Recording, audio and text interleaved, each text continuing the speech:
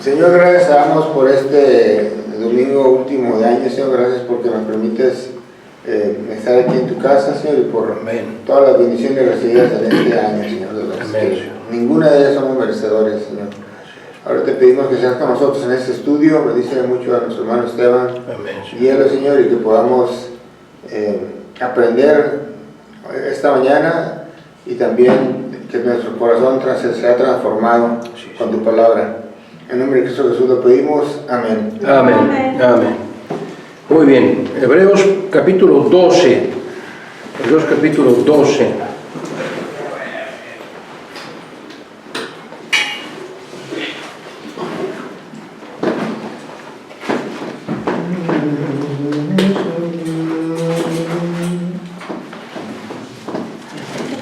En sus libros, la página 118, por favor. Página 118.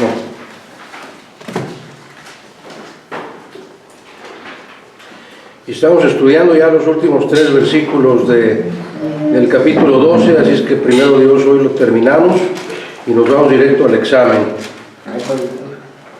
Espero que hayan contestado las preguntas del examen. ¿Se puede examen? ¿Del libro?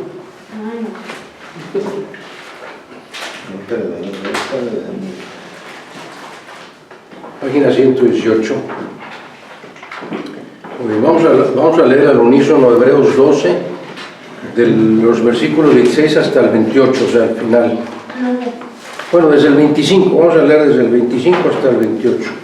¿Estamos listos?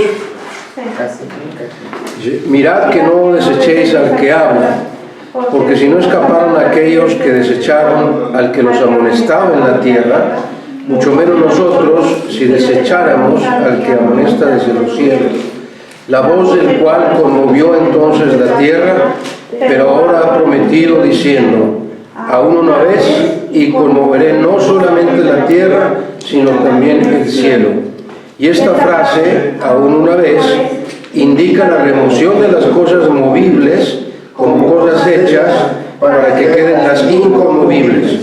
Así que, recibiendo nosotros un reino inconmovible, tengamos gratitud y mediante ella sirvamos a Dios, agradándole con temor y reverencia, porque nuestro Dios es fuego consumidor. Híjole. Muy bien. Página 118, libro. ¿Hasta dónde llegamos? ¿Vimos las cosas movibles? No. ¿Va? No, vamos a empezar desde la mudanza de las cosas. ¿Verdad? Alguien que me ayude a leer ahí esos 2 párrafos, por favor. El primer párrafo primero y vamos a hacer una pausa. Quien se preocupa y se afana por algo que ha de desaparecer dentro de un breve plazo claramente señalado, no es solo la dignidad de las personas que hablan de los cielos que debieran conmover los corazones de los hebreos, sino también el hecho de que las cosas presentes son temporales y que Dios ha anunciado claramente el fin de ellas como de cosas movibles. La cita de Ageo 2.6 debiera leerse en su contexto, cuando se verá que el profeta se dirigía al resto que volvió a Jerusalén desde Babilonia. Pero esto, lejos de entregarse con todas sus energías a la reedificación del templo, se preocupaban de sus cosas y campos. Casas y campos, haciéndose aquellos sacos rotos que eran incapaces de retener el tesoro que ansiosamente buscaban. El profeta recibió un mensaje sobre la venida del Mesías en gloria, en el curso del cual habló de que Dios había de conmover o sacudir todo lo material, y no solo la tierra, sino los cielos. Aquí la tierra y los cielos indican la totalidad del universo tal como nosotros lo conocemos, y debiéramos leer también la profecía de la gran mudanza, tal como se describe en 2 de Pedro 3, apuntando el apóstol la misma lección espiritual que hallamos aquí. Bien, varias cosas aquí que analizar, ¿verdad? Entonces, ¿qué entendemos como cosas movibles? Pues aquí dice que son las cosas que materiales. Todo lo material. ¿Ah? Y por eso decía nuestro Señor Jesús, no os afanéis, porque todo lo que hay en el mundo finalmente va a desaparecer. O sea, no te preocupes por hacer riquezas en la tierra, haz tesoros en el cielo. Hay varias advertencias del Señor Jesús diciendo, todo lo que hay en el mundo va a terminar por desaparecer. Entonces, ¿para qué te afanas por hacer riquezas materiales que tarde o temprano van a desaparecer? ¿Sí? Esas son las cosas movibles. Entonces dice el versículo que leímos de Hebreos,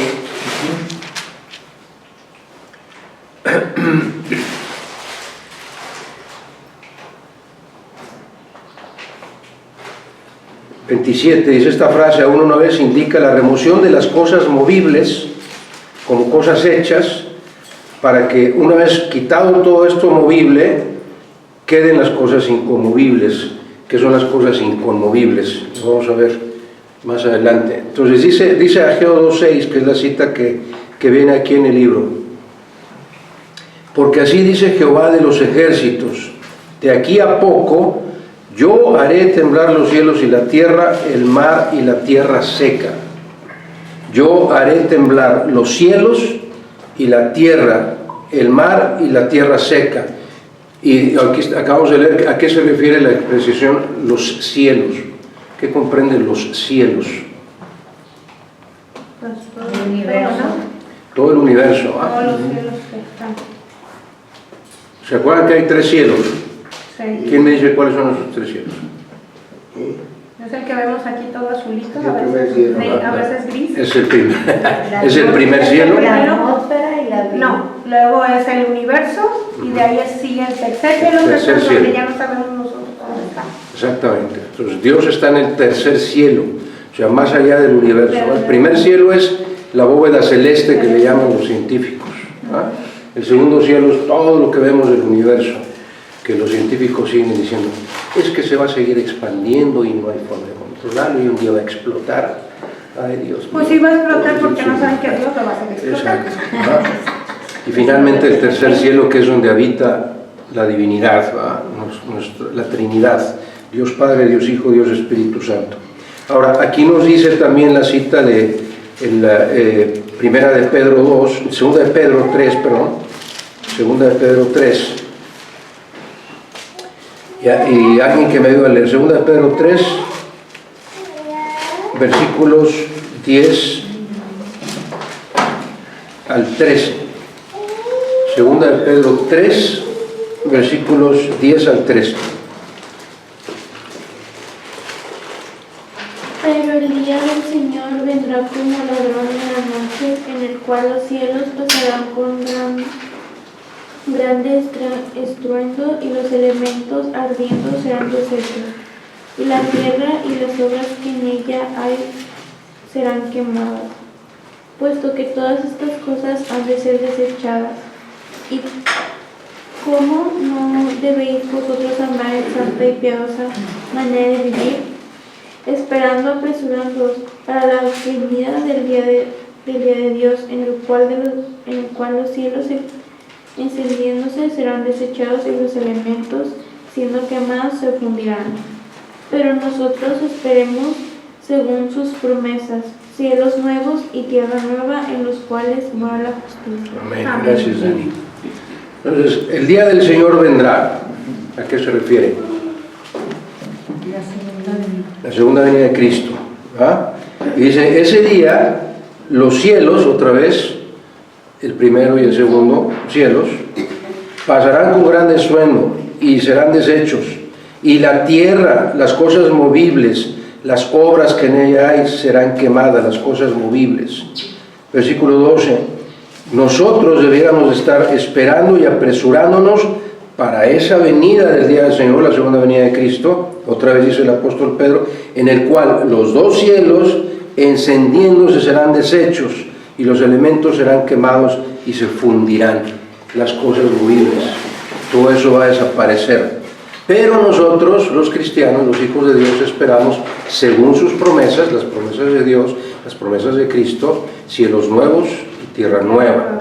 en los cuales morará la justicia. Pero ya no vamos a estar. No. Vamos a estar allá viendo desde el palco. Vamos a estar viendo ahí, observando las maravillas, los milagros de nuestro Señor. Entonces, ¿se entiende cuáles son las cosas movibles? Sí. ¿Se entiende qué va a pasar con los cielos y Sí. con las cosas movibles? Muy bien. Muy bien, ahora vamos a ver el reino inmóvil, el siguiente párrafo, por favor, ahí en su libro, página 118. El reino inmóvil se ha descrito en Hebreos 12, 22, 24. Así que es algo que recibimos ahora, pues lo que se ve es temporal, y lo que no se ve, que Dios prepara sobre la base de la obra de Cristo, es lo eterno y seguro.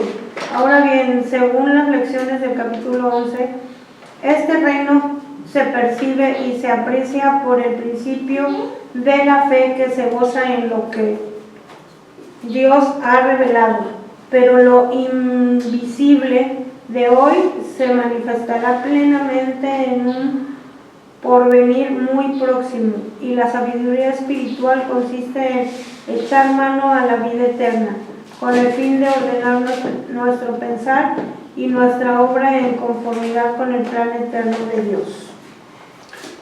Vimos cuál es el reino inmóvil. Empieza diciendo el versículo 22, os habéis acercado, y luego nos da una lista de todo lo que está en la eternidad, que es inconmovible, si no se puede mover, no se puede cambiar, no se puede modificar, porque está en el cielo, en la eternidad, en el poder de Dios, en la presencia de Dios, y nadie tiene acceso ahí más que Dios. Entonces es inconmovible, ¿sí? Son las cosas, el reino inconmovible. Y nosotros debiéramos de tener nuestra vista siempre en eso que nos espera allá, en lo que Dios ya tiene preparado para nosotros allá, que vimos la ciudad, al monte de Sión, la ciudad de Dios vivo, Jerusalén la celestial, la compañía de muchos millares de ángeles, la congregación de los primogénitos, Dios el juez de todos, los espíritus de los justos hechos perfectos, y hermosísimo, a Jesús, el mediador del nuevo pacto. Todo eso se engloba en el reino inmovible, en el reino inconmovible, que no puede cambiar. Ahí es a donde nosotros nos hemos acercado, ¿sí? Entonces ahí es donde nosotros vamos a tener nuestra mirada, y no en las cosas movibles que van a ser desechas, ¿sí? Esa es la advertencia o la exhortación del escritor de Hebreos. Y empieza diciendo el versículo 26, mirad que no desechéis al que habla. O sea, si los que oyeron la voz de Moisés y neciamente hicieron un becerro de oro, y hicieron tantas revelaciones o rebeldías contra Dios, no escaparon de la disciplina de Dios, el poder del castigo de Dios. Si nosotros estamos ahora escuchando directamente la voz de Dios a través de su palabra, pues con más razón no debemos desecharla, porque no vamos a escapar del castigo. Todos los no creyentes que no escuchan, que desechan la voz de Dios, que no quieren aceptar a Cristo como su Salvador, todos ellos están desechando al que habla, es decir, a Dios, y obviamente van a recibir el castigo por haberlo rechazado, ¿verdad? ¿Sí? ¿Estamos bien? ¿Se entendió? Sí. Muy bien. Luego, en el versículo 29 de Hebreos dice, porque nuestro Dios es fuego consumidor. Alguien que me ayude a leer ahí ese párrafo, por favor. El Dios nuestro es fuego consumidor. Esta descripción de nuestro Dios es impresionante y debe producir en nosotros aquella reverencia y santo temor que son propios de la criatura en la presencia del Eterno. A la vez hemos de comprender que se destaca aquí la bendición de quien vive en su presencia, de la manera en que el título de juez de todos en Hebreos 12:23 nos servía para que tembláramos, sino para que tuviéramos, no servía, para que tembláramos, sino para que tuviéramos una gozosa confianza en su presencia. La frase hace eco de Isaías 33:14-17. ¿Quién de nosotros morará con el fuego consumidor? ¿Quién de nosotros habitará con las llamadas eternas? Llamas. El que camina en justicia y habla lo recto, El poder morar con el fuego consumidor es el privilegio de los redimidos, cuyos pecados se han perdonado por la sangre de Cristo y quienes se regocijan en la manifestación de la santidad del Eterno, que por otra parte significa la perdición del pecador, que se quema en las escorias, que se quemen las escorias, y que nuestra vida en Cristo sea conforme con la manifestación de la majestad y la pureza de nuestro Dios. Esa es otra exhortación, ¿verdad? Nuestro Dios es fuego consumidor, Hebreos 12:29. En varios pasajes de las Escrituras vemos la figura del fuego, la expresión del fuego, como lo que Dios usa para purificar, para quitar las impurezas. Se acuerdan que estudiamos hace poco en 1 Corintios 3 de las buenas y las malas obras, y decía las obras buenas, oro, plata y piedras preciosas, no se queman, las va a probar el fuego, pero no se van a consumir, y la madera, el heno y la hojarasca las va a consumir el fuego, que son todas las impurezas, ¿verdad?, que llegamos en la vida. Y todo eso, el fuego consumidor de Dios lo va a probar. ¿Para qué? Para purificarnos, porque nada que no sea perfectamente puro puede estar en la presencia de un Dios santo y puro. ¿Verdad? Entonces aquí esta observación, lo que dio ahorita el hermano Luis, nuestro Dios es fuego consumidor, quiere decir, no que nos va a consumir a nosotros, sino que va a consumir todo lo que no sea perfecto, todo lo que no sea puro, todo lo que no sea limpio, todo eso lo va a consumir, porque nada impuro puede estar en su presencia. ¿Sí? Y es la advertencia, o sea, otra vez, no nos fijemos en las cosas movibles, que van a ser destrozadas, destruidas, van a desaparecer, sino concentrémonos en las cosas inconmovibles que están en la eternidad. Nuestra mirada tiene que estar puesta en todo lo que Dios tiene preparado para mí allá. Lo que aquí Dios nos da, nos tiene que estar más que satisfechos y más que gozosos y más que agradecidos con lo que Dios nos da. Si Dios me diera a mí lo que yo merezco, ya estuviera yo más que consumido. Dios no nos da lo que merecemos. Hay que quitarnos eso de la cabeza. Dios no nos da de acuerdo a lo que nosotros creemos merecer, porque si así fuera, ya estaríamos más que consumidos, ¿no es cierto? Dios nos da de acuerdo a su amor, su misericordia, su fidelidad, su bondad. Entonces, veamos, insisto, no pongamos nuestra vista en lo movible, ni queramos hacer riquezas en la tierra, porque todo eso va a ser destruido, desaparecido, no tiene ningún valor. Es más, ya lo sabemos, cuando Dios nos llame a su presencia, nos vamos a volver polvo y todas las riquezas que hayamos acumulado no las vamos a llevar. Aquí se van a consumir o alguien más las va a disfrutar, que es lo que dice Eclesiastés, dice, vanidad de estos, dice el Salomón. No puedo entender cómo una persona que se dedica a acumular riquezas y vive toda la vida preocupado por acumular riquezas y se trabaja y se fatiga bajo el sol.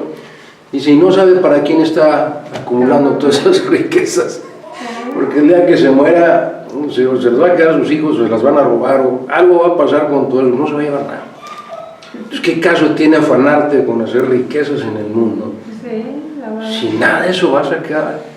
Y luego, por querer hacer más riquezas, no duermes, no descansas, estás con el miedo que te van a robar, que te van a asaltar, que te van a secuestrar porque tienes mucha riqueza. ¿Qué clase de vida es esa? Por eso dice el Señor Jesús claramente, no os hagáis tesoros en la tierra, sino hacer los tesoros en el cielo. ¿Sí? Bien. Luego, dice ahí en su libro, página 118, culto agradecido. Alguien que me ayude a leer ahí lo que dice culto agradecido, Hebreos 12, 28 y 29. La exhortación positiva recalca nuestro privilegio como creyentes sacerdotes, la revelación de quién es nuestro Dios con cuanto ha hecho a nuestro favor en la persona de Cristo, por la sublime operación de su gracia salvadora. Debiera movernos a un culto agradecido que une la confianza de los hijos con la reverencia y el santo temor de los adoradores que han vislumbrado la majestad del Dios eterno. Movidos por una gratitud profunda a nuestro Dios y Salvador, debiéramos adorarle mientras servimos y servirle por medio de nuestra adoración. Esa última frase me encanta, dice: movidos por una gratitud profunda a nuestro Dios y Salvador, debiéramos adorarle mientras servimos y servirle por medio de nuestra adoración. Debiéramos adorarle mientras servimos y servirle por medio de nuestra adoración. Es decir, servir a Dios es por adoración, ¿verdad? Para adorar a Dios, no para que los demás nos vean que servimos, no para que nos luzcamos, sino para adorar a Dios. Es un culto agradecido, lo hacemos por gratitud a Dios. Muy bien. Ahora, después viene ahí dudas aquí con esto a lo que se refiere, ¿no? Bien, vamos a ver si alcanzamos a ver todo lo referente a la primogenitura que lo vimos el domingo pasado, ¿verdad? ¿Qué dijimos? Que todos somos primogénitos. Todos. ¿Verdad? En el momento que aceptamos y confesamos a Jesús como nuestro Dios, Rey, Señor y Salvador, nos convertimos en hermanos de Cristo, por eso dice que Él no se avergüenza de llamarnos hermanos. Y todos somos como si fuéramos el primer nacido, eso quiere decir primogénito, el primer nacido. ¿Verdad? Por ejemplo, aquí Luisito, tú eres el primogénito. ¿Sí? Sí. El primer nacido de la familia. O Marcín, es el primogénito. ¿Ah? Danilita. ¿No? De mi papá nada más. Con eso hay. Yo soy primogénita también. ¿Tú también? Ah, mira. Yo también. ¿También? Bueno. Yo sexta. No, tú no eres primogénita. Solo cuentas. Yo sé la También la hermanita Naví es primogénita. ¿O no? Tú tenías a ¿y hermanita Diana? También. Yo soy el cuarto. Entonces, ¿qué quiere decir primogénito? El primer nacido, ¿verdad? El primer hijo. ¿Ustedes más? No, yo soy el tercero. No, yo soy el menor de todos. Bueno, Yo soy el bebé. menor, porque aquí es el más alto de todos. De tamaño no creo. Sí. Bueno, lo que enseña la palabra de Dios es que en el momento en que usted y yo aceptamos y confesamos a Cristo como nuestro Salvador, somos coherederos con Cristo, ¿verdad? Porque somos primogénitos, somos el primer nacido. Y en la Biblia enseña desde el Antiguo Testamento que el primogénito es el que recibe la herencia, o la mayor parte de la herencia, ¿verdad? Recibía el doble. En el Antiguo Testamento el primer nacido recibía el doble de la herencia que el resto de los descendientes del papá y la mamá. ¿Sí? Ahora nosotros, cuando Jesús es el primogénito, ¿verdad? Y es algo muy importante que quiero resaltar aquí con ustedes, hermanos. Hay mucha falsa enseñanza y mala interpretación de la palabra de Dios, porque a veces leemos la Biblia y no entendemos que hay una dualidad en Cristo, en Jesucristo. Siempre ha sido Dios, siempre es Dios, siempre será Dios, y cuando estuvo en la tierra siempre fue un ser humano, tenía la humanidad como usted y yo. Entonces, hay una dualidad en Cristo, y en la palabra de Dios, si no la leemos correctamente, hay pasajes que se refieren a la humanidad de Jesús, hay pasajes que se refieren a la divinidad de Jesús cuando se le llama Cristo. Cuando la Biblia dice Jesús, se refiere a su humanidad divina, sigue siendo Dios, pero también es humano, ser humano. Y luego hay partes de la Biblia que se refiere a Él como el Cristo, como el Mesías. Esa es la divinidad de Cristo. Son dos dualidades. Y si no lo entendemos cuando leemos la palabra de Dios, hay personas que malamente utilizan y dicen, ¿ves? Jesús no puede ser Dios porque nació, porque fue creado. O sea, fue creado como ser humano. pero siempre fue Dios. Pues sí, porque se tenía que humanizar. Entonces, hay que tener mucho cuidado cuando leemos la palabra de Dios, si se está refiriendo a la humanidad de Jesús o se está refiriendo a la divinidad de Jesús. Entonces, todo lo que fue creado fue su cuerpo físico. Exactamente, para que Él pudiera experimentar lo que experimentamos nosotros y darnos ejemplo de una vida de un ser humano perfecto. Y entonces, cuando leemos la palabra Jesucristo, está incluyendo sus dos divinidades, la divinidad humana y la divinidad como Dios, las dos cualidades de Dios, ¿verdad? Siempre es Dios y siempre fue humano mientras estuvo en la tierra. En Juan lo dice, ¿verdad? Si el verbo se hizo carne, el verbo era Dios. Exactamente, exactamente. Es Juan capítulo 1, muy bien, ¿qué más? Versículo 1. Eso. Bueno, me palomita aquí en Donovan. A mi hermano Donovan.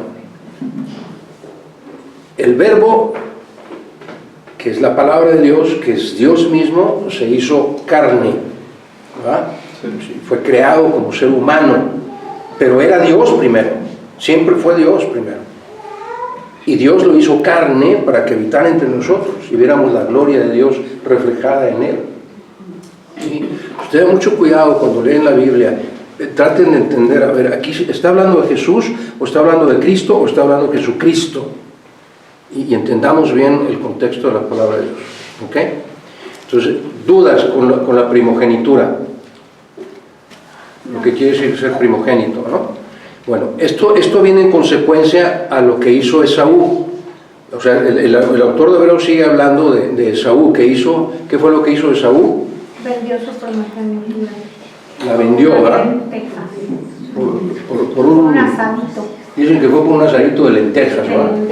Cuando quieran les preparo un caldito de lentejas. A mí queda muy bueno, ¿verdad? Muy bueno. Muy bueno, ok. Eso no debió haberlo hecho, ¿verdad? No. Vamos ahorita editamos ahí el video. Muy bien.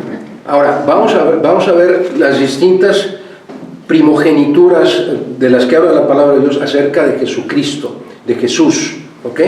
Dice ahí en su...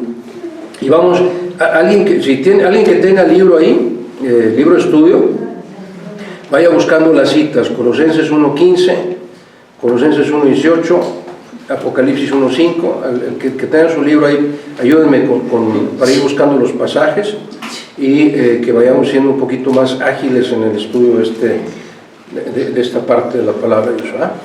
Muy bien. Colosenses 1.15.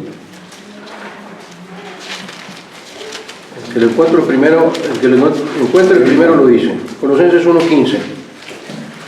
Él es la imagen... Él es la imagen del Dios invisible, el primogénito de toda la creación. Exactamente. A ver, ahora ahí en su libro, alguien que lea la página 119, ¿qué quiere decir primogénito de toda creación? Se le ve aquí en su posición de absoluta superioridad sobre todo lo creado, y los versículos siguientes aclaran que es el creador de todo, tanto de las cosas invisibles como de las cosas visibles, sin que exista excepción alguna, y Dios solo es el creador. ¿Quién más tiene el poder de crear? Dios. Solamente Dios. O sea, se refiere a crear algo de la nada, a eso se refiere, ¿no? Porque, por ejemplo, nosotros como seres humanos también somos creadores, pero de las cosas que ya han sido creadas tomamos algo, para crear una cosa diferente, ¿sí? Por ejemplo, alguien puede tener la capacidad de crear música, ¿ok? ¿Sí?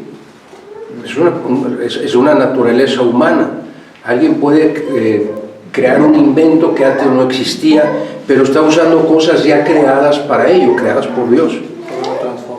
Exacto. Entonces Dios es el creador, el único que tiene el poder de crear algo de la nada. Nosotros como seres humanos también tenemos el poder de crear algo, pero tomamos de las cosas ya creadas para crear eso. Entonces, no somos creadores.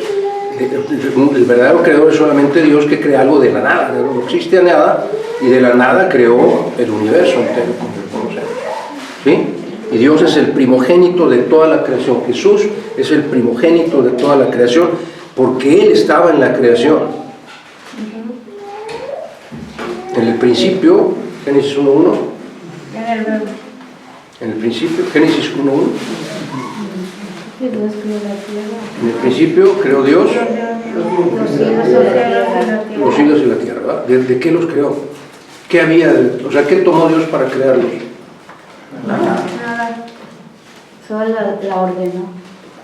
Y luego, Juan 1.1 que acaba de citar mi hermano Don Juan, en el principio era el verbo era Dios, y el verbo estaba con Dios. Versículo 2. Todas las cosas por Él fueron hechas, y sin Él, nada de lo que fue hecho podría haberse hecho. Es decir, Él, Jesús, estaba en la creación, y el Espíritu Santo estaba en la creación. Ahí está la Trinidad. El versículo 2 de Génesis 1 dice, y el Espíritu de Dios se movía, la tierra estaba desordenada y vacía, y el Espíritu de Dios se movía sobre las aguas. Ahí está la Trinidad en la creación. Entonces, Jesús es el primogénito de toda creación. ¿Muy bien? Sí. En Génesis que se hagamos, está hablando que hay otra él. Exacto. Cuando dice hagamos al hombre a nuestra imagen y semejanza, si fuera nada más Dios uno solo, hubiera dicho voy a hacer al hombre a mi imagen y semejanza. No, hagamos la Trinidad, hagamos al hombre a nuestra imagen y semejanza. Génesis 2:7, muy bien eso. Primogénito entre los muertos, Colosenses 1:18. A ver quién tiene ahí. Colosenses 1:18. Colosenses 1:18. Y alguien que tenga Apocalipsis 1:15 también. Colosenses 1:18. Y es la cabeza del cuerpo, que es la iglesia, el que es el principio, el primogénito de entre los muertos, para que en todo tenga la preeminencia. Y Génesis, Apocalipsis 1:5 dice, y de Jesucristo el testigo fiel, el primogénito de los muertos y el soberano de los reyes de la tierra, así que nos amó y nos lavó de nuestros pecados con su sangre. Versículo tan poderoso, es un pasajazo, hermano Luis.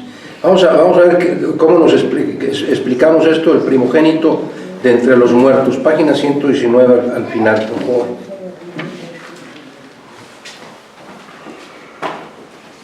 La primera creación se manchó por el pecado y no puede continuar su existencia indefinidamente. Dios trajo todo lo que era pecado, todo lo temporal, todo lo humano, incluido el pecaminoso, a su fin absoluto en la cruz de Cristo, donde el Dios hombre recibió el golpe de la muerte total.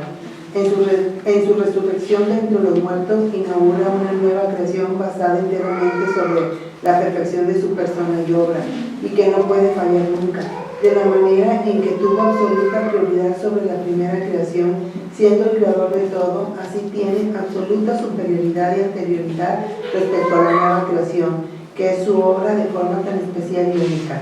He aquí el significado de la frase, el primogénito de entre los muertos. ¿Qué quiere decir el primogénito? A ver, ¿qué entendieron cuando dice el primogénito de entre los muertos?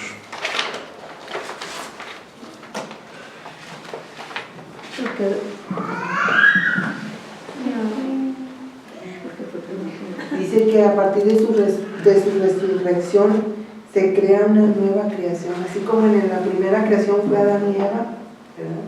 Entonces a partir de la resurrección es una nueva oportunidad para el ser humano de ser salvo. Bien, por ahí es.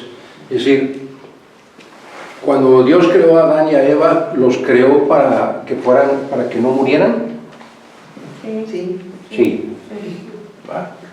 Ellos no tenían por qué morir, Dios no los creó para que murieran. ¿Va? ¿Por qué murieron? Por el pecado. Por haber cometido el pecado. Ahí perdieron la inmortalidad. ¿Sí? Ahora, todo ser humano, obviamente antes de nació Jesús, ¿cuántos miles de millones de personas murieron? Incontables.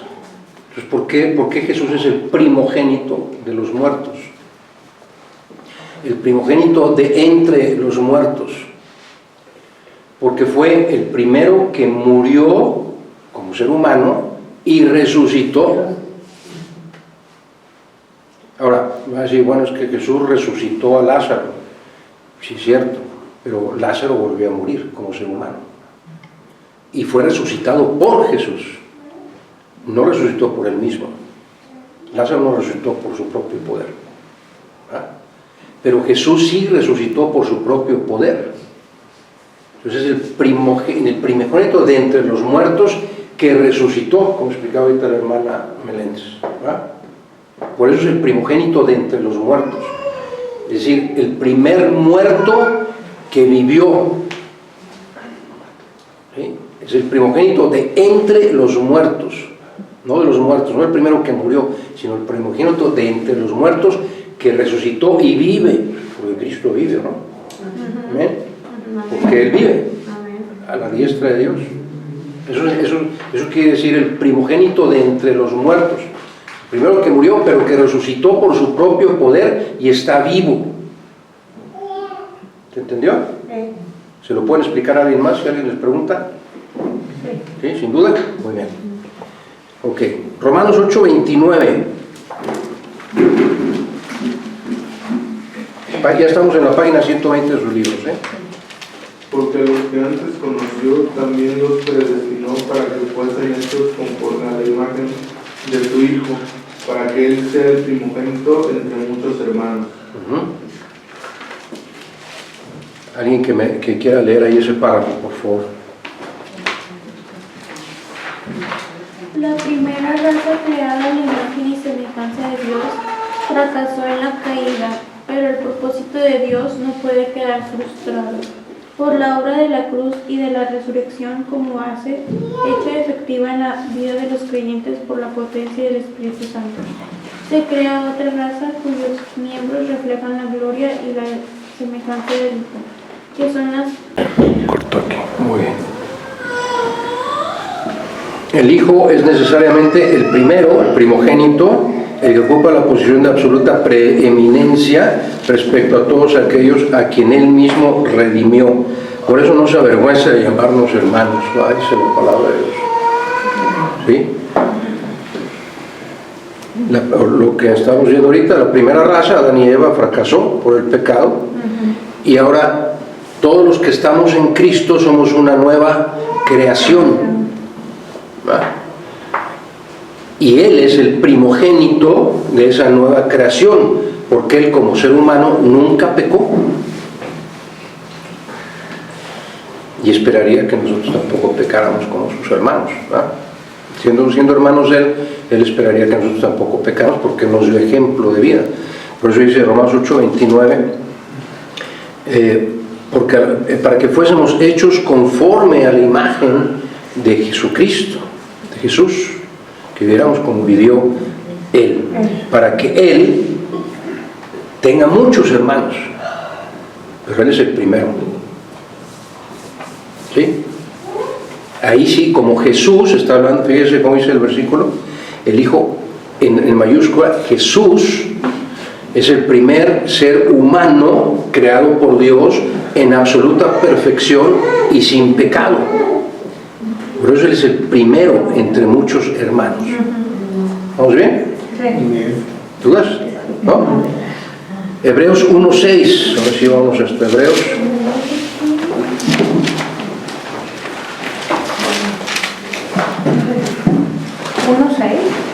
Hebreos 1, versículo 6.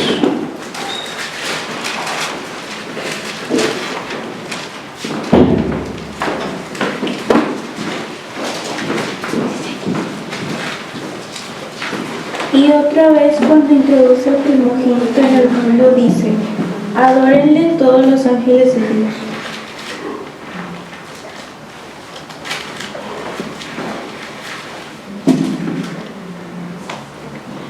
Cuando introduce al primogénito en el mundo, ¿cuándo sucedió eso? Cuando nació Jesús, ¿verdad? Dice: adórenle todos los ángeles de Dios. Y podemos ver varios pasajes que hablan de la adoración a Jesús, ¿verdad? Como primero cuando los ángeles le anuncian a los pastores, ¿verdad? Ya predicó eso el hermano Luis hace poco. ¿Qué hicieron qué dijeron los ángeles?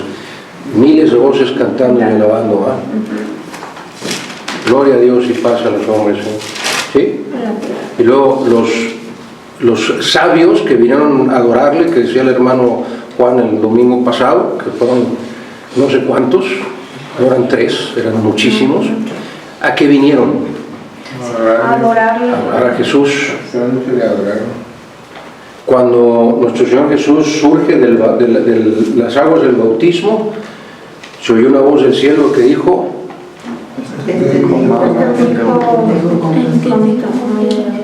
a él oíd, adórenle todos los hombres, todos los ángeles del mundo. Y cuando están en Apocalipsis hay varios pasajes en donde los ángeles dicen: tú eres el Cordero inmolado, gloria, aleluya, etc. A eso se refiere cuando introduce al primogénito en el mundo. Fue el primer ser humano introducido en el mundo sin pecado, por eso el primogénito. ¿Se entienden? Y por último dice Hebreos 12:23, que ya lo estudiamos el domingo pasado.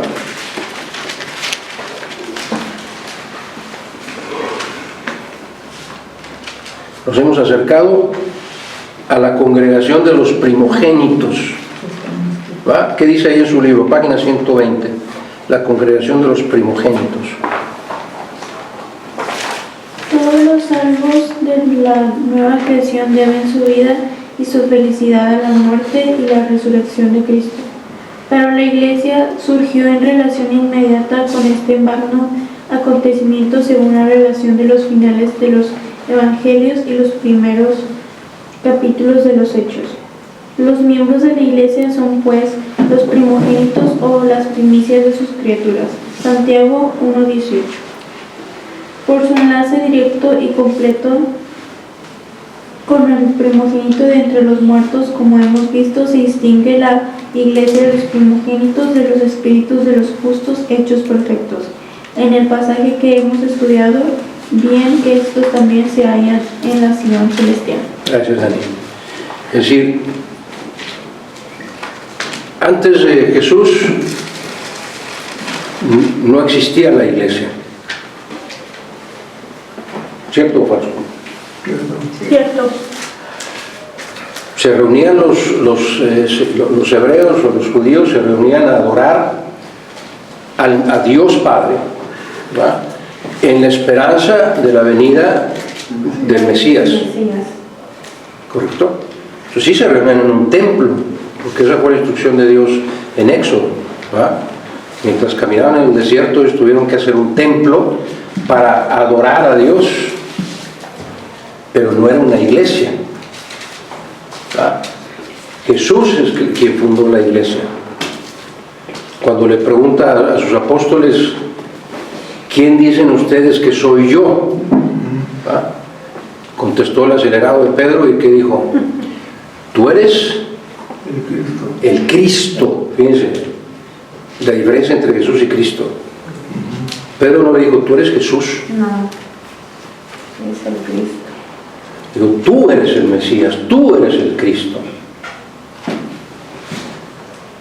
Y digo Cristo, sobre esta verdad de que yo soy el Mesías, sobre esta piedra fundamental, es sobre la que voy a construir mi iglesia, la iglesia de Cristo. Y cuando usted y yo aceptamos a Cristo como nuestro Salvador, pasamos a formar parte de la congregación de los primogénitos. Si ya somos primogénitos, en el momento que aceptamos a Cristo como nuestro Salvador, sí que lo he entendido, ¿ah? Pues somos coherederos con Cristo, somos hermanos de Cristo, como si todos hubiéramos nacido siendo el primer hijo de Dios. Eso ya lo somos. Pero ahora somos la congregación, es decir, como primogénitos, como seguidores de Cristo, como hermanos de Cristo, nos congregamos para adorar a Dios. Es una congregación de puros primogénitos. Alguien que no ha nacido en la fe, aunque vaya al templo, aunque esté sentado aquí, si no es cristiano, no pertenece a la congregación de los primogénitos, porque no ha nacido de nuevo. no es un primogénito. Pero si usted y yo ya aceptamos a Cristo como nuestro Salvador, entonces somos primogénitos que nos estamos congregando porque somos hermanos en la fe. ¿Se entiende la diferencia? Sí. Porque hay muchas personas en los templos que aún no han aceptado y confesado a Cristo como su Salvador, no pertenecen a la congregación de los primogénitos, no han nacido de nuevo. ¿Sí se entiende la diferencia? Sí. ¿Estamos claros? Sí. ¿Dudas? No. Porque vamos al examen. ¿No? Seguro, porque ya en el examen ya no se vale decir, es que no entendí. No, aquí ya es examen final. Esto está bien fácil, las 3 preguntas están facilísimas. ¿Sí? ¿Sí o no? No sé, no las he visto. Pregunta número 1. A ver, vamos a ver.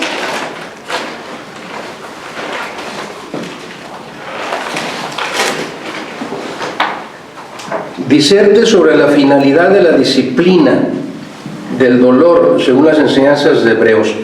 ¿Cuál es la finalidad de que Dios nos discipline? Esa es la pregunta. ¿Por qué o para qué nos disciplina Dios? Para hacernos unas personas más correctas y que vayamos por buen camino. ¿Y qué vamos qué? Que vayamos por buen camino. Para parecernos más a Él. ¿Por qué nos disciplina Dios? ¿Por qué nos tiene que disciplinar Dios? Porque pecamos. Porque a Dios le gusta la perfección. Para llegar a su presencia tenemos que ser libres de pecado, ¿verdad? Y la única manera es que aceptar a Cristo, ¿verdad? Pero es como nos va a ir limpiando con el fuego, como que decía. Correcto. Y ese es el fuego, nos va a ir limpiando de cada imperfección hasta que lleguemos a su presencia.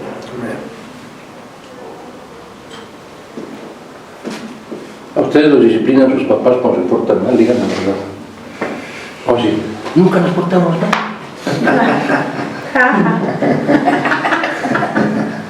¿Sí o no? ¿Sí? ¿Por qué creen que sus papás los tienen que disciplinar? ¿Para qué o por qué? ¿Cuál es la finalidad de que mi papá o mi mamá me discipline? ¿Porque me odia? ¿Porque me aborrece? ¿Porque le caigo mal? Porque nos ama. Pues para quitar esos defectos, ¿no?, que haya y seamos unas personas más. La palabra de Dios es el que ama castiga. Al que Dios ama castiga, es lo que estamos viendo en Hebreos, ¿no? Porque dice Hebreos, porque si os deja sin castigo, entonces nuestros hijos son bastardos. Es decir, si Dios, fíjense, eso es una expresión muy fuerte pero muy clara. O sea, Dios no disciplina, escuchen muy bien, Dios no disciplina a los que no son sus hijos. ¿Cierto o falso? Cierto.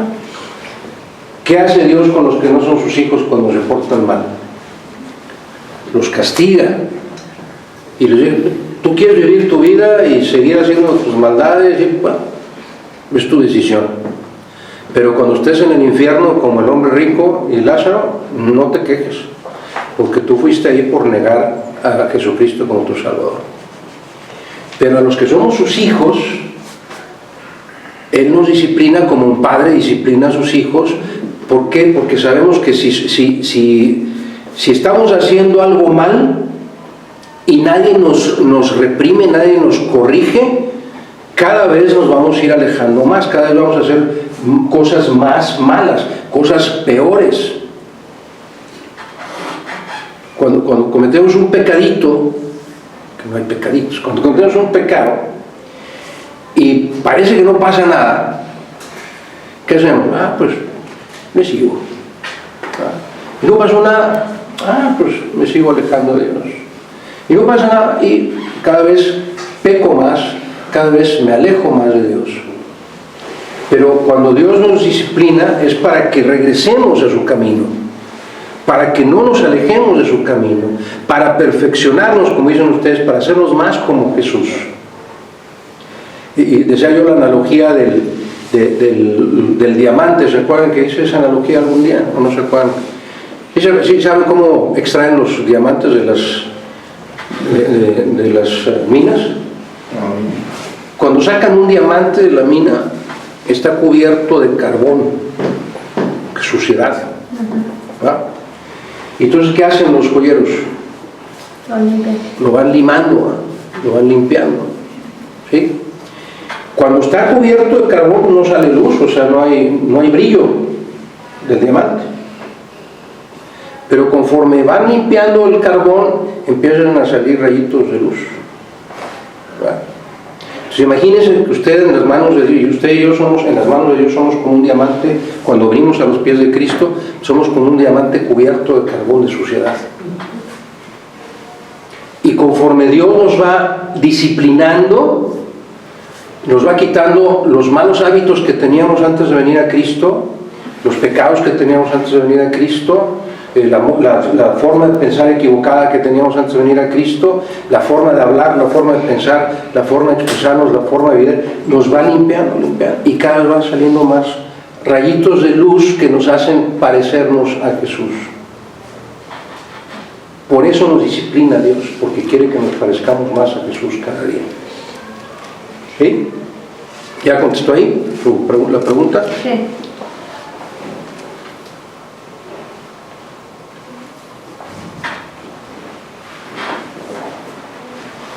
La segunda está bien fácil. ¿Cuál fue el pecado de Saúl? Ya lo vimos en el final. Venganza por la prematura.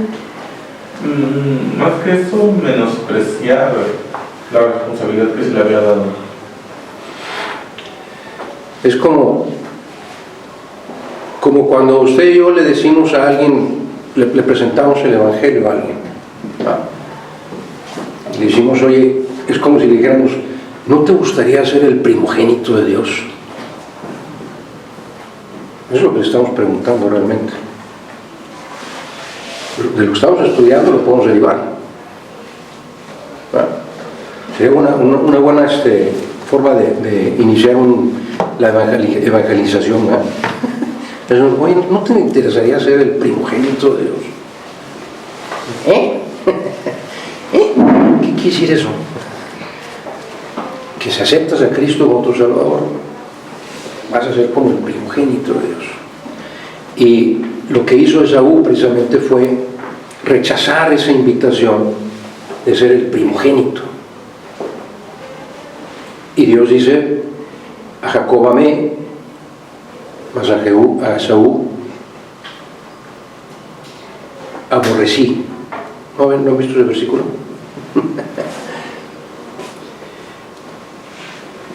Cada persona que desprecia o rechaza aceptar a Jesús como su Salvador está rechazando la primogenitura, que fue lo que hizo Esaú. Está negándose a ser primogénito de Dios. Por eso Dios castigó a Esaú duramente, ¿verdad? Y por más que lloró Esaú, como van a llorar todos los que se van al infierno, pues ya no había más bendición para él. Es que no debemos rechazar la oportunidad que Dios nos da de ser sus primogénitos. ¿Sí? ¿Vean que están muy fáciles las respuestas? Pregunta 3, si alcanzamos, si vamos a terminar. Sino que os habéis acercado al monte de Sión. Diserte sobre esta frase en referencia a su contexto total. Para los que no vinieron el domingo pasado, lo que está diciendo en Hebreos, versículo 22, si mal no recuerdo, desde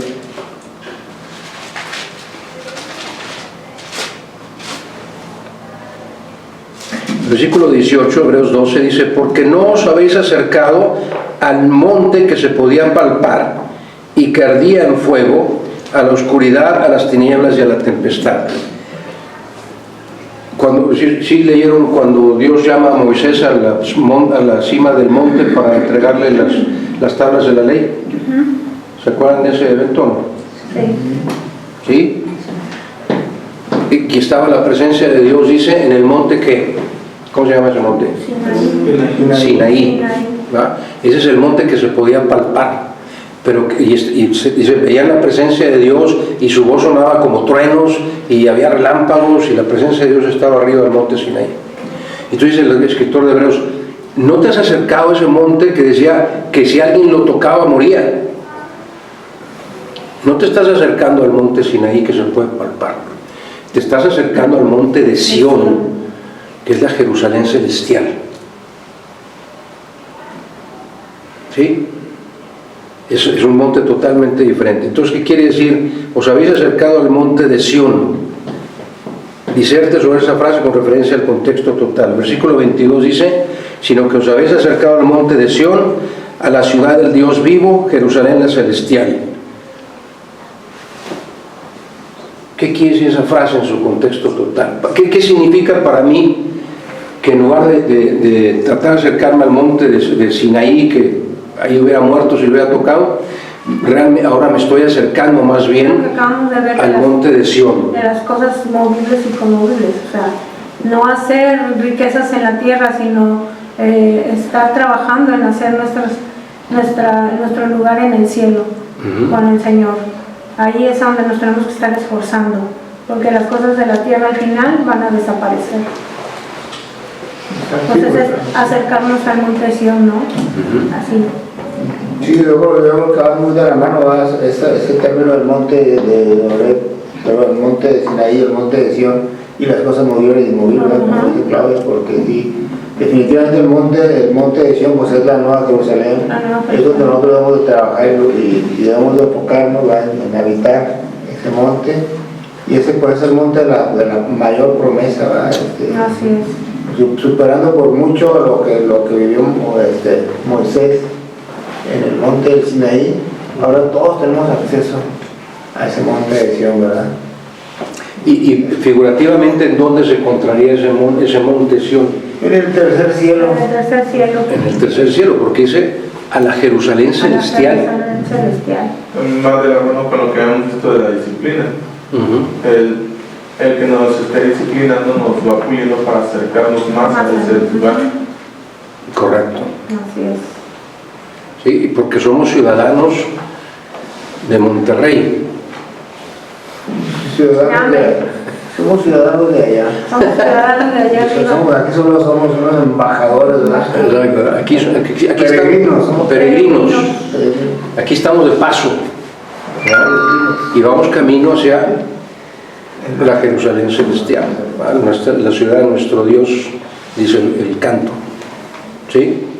Entonces, acercarnos al monte de Sión es eso. Mientras más permito que el Espíritu Santo me purifique para parecerme cada vez más a Jesús, mientras más me esfuerzo por alcanzar las cosas inconmovibles, para estar en la presencia de Dios santo y perfecto, más me acerco a Dios, más me parezco a Jesús. ¿Sí? Sí. Se vuelve a parar aquí No. Okay. Muy bien. Entonces, ¿qué respondieron ahí? Disierte sobre esta frase con referencia al contexto total. Es trabajar en nuestras cosas, no las de la tierra, sino en hacer un lugar en el cielo, ¿verdad? Ahí en el tercer cielo, en el monte Sión, en la Jerusalén, que es el lugar que nos corresponde. ¿A qué se refiere el Señor Jesús cuando dice haceos tesoros en el cielo? ¿Qué se imaginan? Me está diciendo Jesús que debo de esforzarme en hacer tesoros en el cielo. ¿Cómo hago un tesoro en el cielo? ¿Cómo se imaginan un tesoro en el cielo? Pues dedicándole nuestra vida a Dios, haciendo, pues activando la iglesia. Yo creo que hasta llevando el mensaje que es, bueno, la gente que está cerca de nosotros, llevándole el mensaje, quizás, se pudiera decir así, quizás no sea la palabra correcta, pero yo sacrificar a lo mejor mi tiempo, sacrificar, mira, aquí puedo, no sé, ganar mucho dinero. No me interesa el dinero, me interesa más ir a ministrar a una persona, aunque deje pasar oportunidades económicas, ¿verdad? Porque nuestro enfoque está en las cosas de Dios, ¿verdad? Entonces, servir a Dios y vamos acumulando riqueza, ¿verdad? Sí, uso el término tesoro porque ese es el afán del humano realmente, o sea, siempre es el dinero. Es correcto. Ese es el afán y por eso usó esa palabra, porque sabía que el humano anda tras el dinero y después de nada sirve y se lo roban, Sí, o sea, eso es material y se busca mejor lo que está en el cielo, que lo celestial ahí nadie puede robar lo que vas a hacer. Por eso sos determinado. Todas esas respuestas son muy correctas, ¿no? Y la figura que podría estar en nuestra mente es que cuando estemos compareciendo ante el tribunal de Cristo, porque es necesario que todos comparezcamos ante el tribunal de Cristo, dice 2 Corintios 5:10, ¿no? Todos vamos a comparecer ante el tribunal de Cristo, para que recibamos lo que hayamos hecho mientras estuvimos en el cuerpo, sea bueno o sea malo, para que recibamos de los tesoros que por la gracia de Dios y porque dejamos que el Espíritu Santo nos usara, se crearon, se fue formando un tesoro en el cielo, que Dios nuestro Señor Jesús va a decir: bien hecho, buen siervo y fiel, sobre poco fuiste fiel, sobre mucho te pondré, entra en el gozo de tu Señor. Los tesoros terrenales se forjan o se hacen trabajando, y es lo mismo con los espirituales, se hacen trabajando, pero para Dios. Correcto. Preparándonos para las obras que nos tienen preparadas. Y qué triste es llegar al tribunal de Cristo y que diga a Jesús: híjole, pues no hiciste nada para mí. Como cuando repartió los talentos, ¿no? Exacto. Ahí es donde Tener todas estas obras listas para que las hicieras y no hiciste ninguno. Entonces, ¿qué vas a recibir? Tesoros. Como dice Corintios, ¿verdad? Sus obras serán quemadas, aunque él será salvo así como por fuego. O sea, no va a perder la salvación, ¿verdad? Pero sus obras van a ser quemadas, ¿verdad? Es lo que dice Corintios. Así que sería importante que usted y yo, bajo estas lecciones de Hebreos, no nos fijemos en las cosas terrenales, sino en las celestiales. Cierro con esto, 1 Corintios 3, versículo 13: la obra de cada uno será manifiesta, porque el día de declarará, pues por el fuego, otra vez, será revelada. Y la obra de cada uno, cual sea, el fuego la probará. Si permaneciere la obra de alguno que sobreedificó, habrá tesoro en el cielo, recibirá recompensa. Si la obra de alguno se quemare, él sufrirá pérdida, si bien, es decir, no va a recibir ninguna ganancia, no tiene ningún tesoro, si bien él mismo será salvo, aunque así como por fuego. Es decir, te voy a purificar, no vas a perder la salvación, vas a entrar a mi presencia, pero no acumulaste ningún tesoro en el cielo porque no hiciste nada, no permitiste que yo hiciera nada a través de ti, no permitiste que yo hiciera las obras que tenía preparadas de antemano para que no hubieses en ellas.